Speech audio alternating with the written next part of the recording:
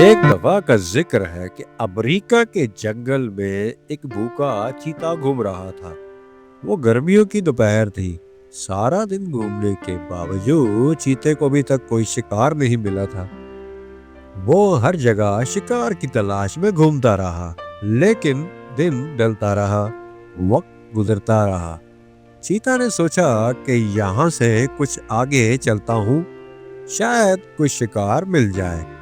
चीता चलते हुए जंगल के दूसरे किनारे की जानिब आन पहुंचा। जंगल के बाहर रास्ते पे चीते को एक बकरा दिखाई देता है। इसका रंग सफेद है और वो अपनी मस्ती में चलता जा रहा है। चीते ने बकरे को देखा तो उसके मुंह में पानी भर आया। चीते की भूख और भी तेज हो गई।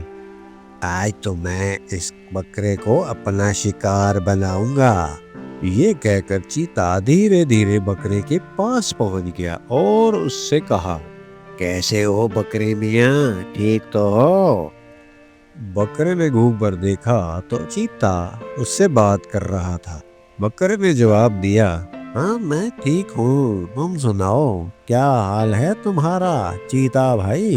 की बात सुनकर चीता हैरान हो जाता है। तुम मुझसे बात कर रहे हो? तुम्हें पता है मैं कौन हूँ और कहाँ से आया हूँ? आज मैं बहुत भूखा हूँ, अभी तक मुझे कोई शिकार नहीं मिला, तो मैं आज तुम्हें ही अपना शिकार बनाने आया हूँ।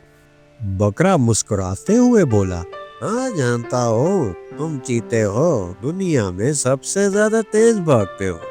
लेकिन तुम्हें ये समझना भी जरूरी है कि सिर्फ तेज भागने से काम नहीं चलता।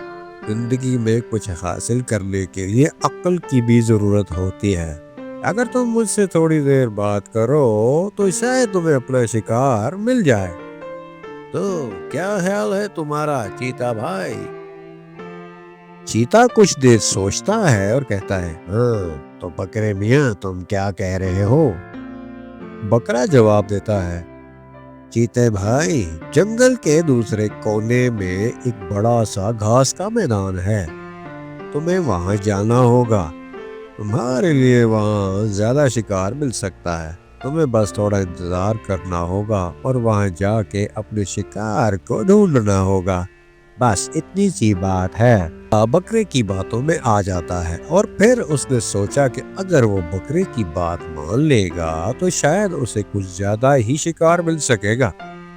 इसलिए चीता बकरे का शुक्रिया अदा करता है और उसे छोड़ देता है और कहता है कि जाओ बकरे मियाँ, जाकर अपनी जिंदगी जियो, आज तुम बाल बाल बच गए हो। चीता भागकर जंगल के दूसरे कोने में चला जाता है और सच में वहां पर चीते को बहुत सा शिकार नजर आता है। उधर बकरा खुश होकर चीते को कहता है, अल्लाह हाफिज चीते मियाँ, फिर मिलेंगे जिंदगी हुई तो। ये कहकर बकरा अपने घर की जानिब निकल जाता है और यूं बकरे की हाजिर दिमागी उसकी जान बचा लेती है। तो प्यारे दोस्तों, इस कहानी से हमें ये सीखने को मिलता है कि जरूरी नहीं कि हमें हमेशा अपनी ताकत और तेज रफ्तारी पर भरोसा करें।